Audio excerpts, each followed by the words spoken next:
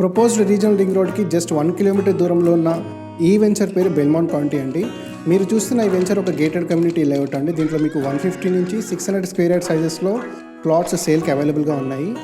80% developments already complete అయిపోయి ఉన్నాయి. Residential హౌసెస్కి మధ్యలో ఉందండి ఈ ప్రాజెక్ట్. ఈ వెంచర్కి DTCP, RERA and HMD approvals కూడా ఉన్నాయండి.